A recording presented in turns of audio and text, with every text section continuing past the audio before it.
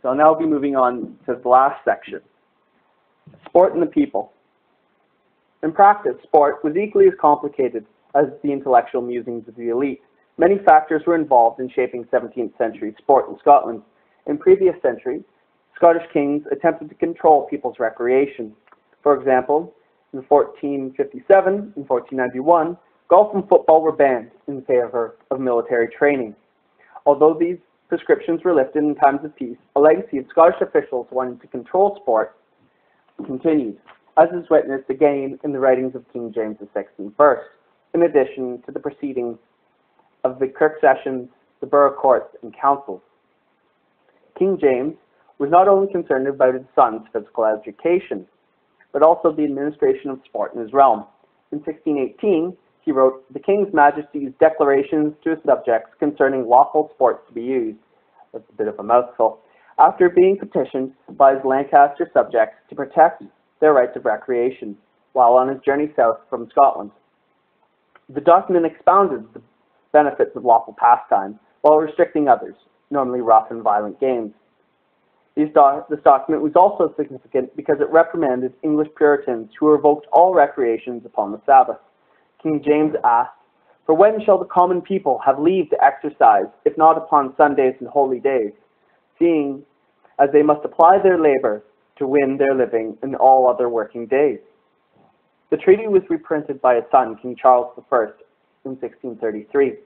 Both the father and son followed a moderate line when it came to Sunday sport.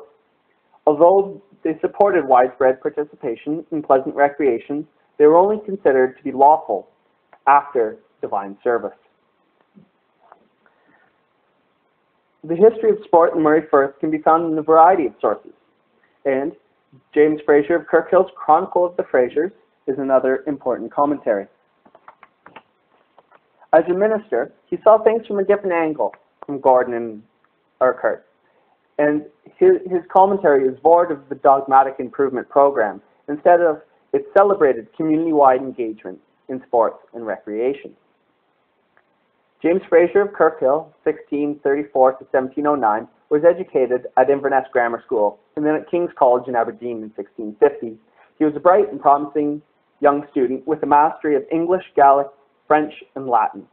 Upon returning from a European tour, which he would later write much about, learning of the death of his father, he succeeded him as Episcopal minister of the parish of Kirkhill. Fraser lived in a very different sphere than Gordon or Urquhart and did not express his views of education as a component of a civilizing program. Fraser's Chronicle, commonly known as the Wardlaw manuscript, was a history of the House of the Frasers and was in many regards similar to Gordon's The Genealogical History of the Earldom of Sutherland. When accounting the athletic exploits of the Lords of Lovat, he wrote highly of their prowess and ability in martial sports such as running, jumping, archery, shooting, and tilting. However, unlike Gordon, Fraser promoted football. Fraser concurred with the Lord Lovat, believing that the social benefits of physical activity, keeping people from vice and evil things. He also brought up many points, the abilities of one Simon Fraser, Master of Lovat, going to King's College in Aberdeen in 1636.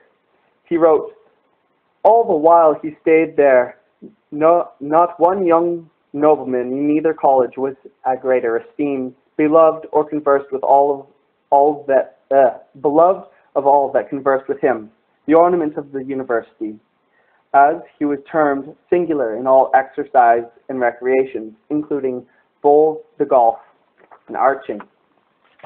Lovat subsequently won a silver arrow, putting another feather in his proverbial cap. As part of a wider commentary on sport, Fraser recalled a jubilant horse racing event in Inverness during his early years as a minister. The local elites personally raced many of their own horses, and the event drew a large and socially diverse crowd. Here's an account of the race. The horse race at Inverness, which had turned into disuse for many years, is now restored and brought into pristine consistency.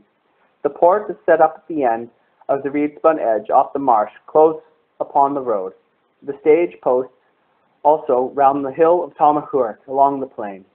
The 24th of May, 1662, the concourse of the people flocked to Inverness to the race behold upon the course.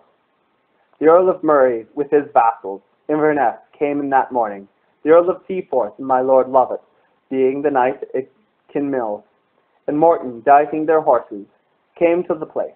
The lairds of Grant, Macintosh, Fowlis, Balnagown, and the barons of Murray, and the Lord Macdonald of Glengarry, and the English officers of Inverlochy, among many more. The provost and the magistrates of Inverness, along with the citizens, came in procession across the bridge to the bounded march, and, with usual ceremony, hung the silver cup with blue ribbons upon the hooks of the painted porch, with the saddle and the sword set upon it. From this excerpt, much can be gleaned about this event. According to Fraser, horse racing was a re-established tradition in Inverness after the ascension of King Charles II to the throne. It is possible to see this race as an anniversary celebration to the restoration of the king, as well as his birthday, offering further support to John Burnet's claim that horse racing re-emerged in the 1660s as a fashionable royalist sport. In comparison to the throngs who viewed the race at Leith, the Inverness crowd would have been small. However, it is clear from Fraser's account the crowd was socially diverse and quite large, indeed, for the small borough. Fraser's acknowledgement of the prestige of the crowd demonstrates the intermingling of the Murray Firth elite and the commoners, and the creation of a regional event for the social cohesion of the area. Okay, here's an image that I received from a friend who found this archery medal in Aberdeen from 1664. Trophies and awards in organized sport during the early modern period, such as this event, the horse race at Inverness, held much prestige and monetary value. Burnet notes that throughout the lowlands, awards were given by kings in both the local boroughs, with the former being more competitive and valuable than the latter, for the sports of archery, horse racing, golf, and shooting. It was not unheard of for men of the Murray Firth to win these prizes. However, winning them outside of Aberdeen or Edinburgh was uncommon, barring a few exceptions. The Banff Council recorded 26 April 1684, it is to be remembered that the silver cup prepared for the horse race this year run was gifted back by my Lord Huntley, the winner thereof, to the town. These events, both at Inverness and Banff, could be used to show that sport in the Murray Firth was not divorced from lowland trends, but was a northward expansion of them, possibly through a process of civilizing the north.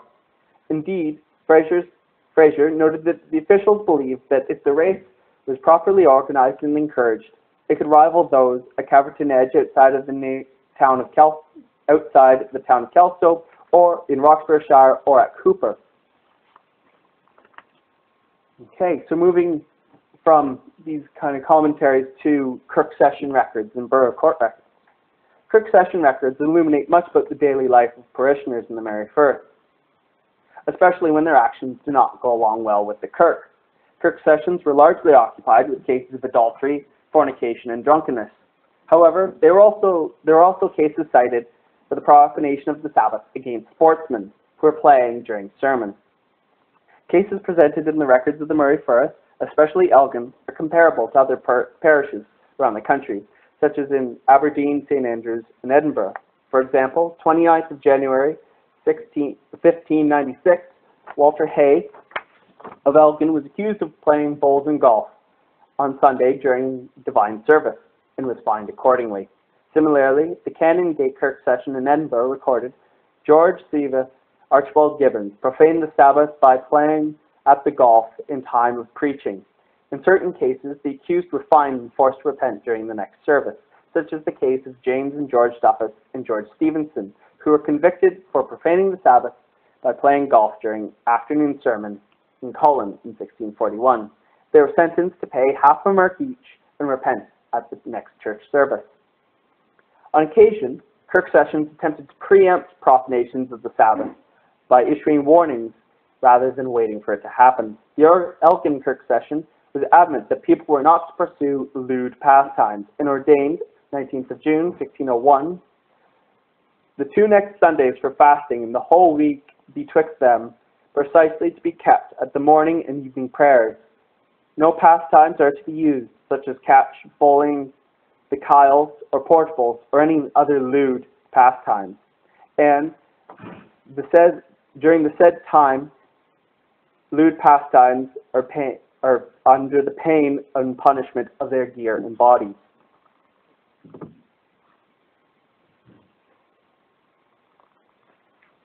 So this warning seems to be taken quite seriously, because for a few months there was no cases of people profaning the Sabbath by playing sports. However, later it seems that the people of Elgin were much more interested in playing at bowls and kyles rather than going to sermons. Boroughs joined the Kirk in attempting to control where and when sports were to be played. The tradition was not exclusive to the 17th century, as the 16th century also has evidence of this. 22nd of January, 1586, the town council of Forres enacted that no person must play upon the kirkyard at football or catch upon the kirk under penalty of 10 shillings. Additionally, the 27th of March, 1647, the Borough Court of the Chenery of Ross specifically warned the councillors for the penalty for profaning the Sabbath by playing pastimes. It recorded, "The council, taking seriously to heart the fearful and great profaning of the Lord's day within this town, when so many making the constraint before, at this time and after divine service, to go kyling, bowling, penny stains, or any other idle and profane exercises upon the Sabbath day. Therefore, they statute and ordained that if any councillor be found at any profane or idle exercise, such as bowling, carding, dicing, penny stones, or such like, to pay the first fine of £8, and then if they were to fall into relapse, to be discharged of their council and lose the freedom of the borough." The borough was clearly concerned that its leaders were failing the community as proper role models, and they were prepared to go to great lengths to maintain proper order. It is through these cases and decrees that a discourse of social control begins to form, as varying institutions want to influence patterns of behavior to fit the society's norms. While many of these decrees would have come from the higher echelons of society, these institutions, such as the borough courts and the Kirk sessions, were grassroots administrative institutions that were the functionary bodies that kept control.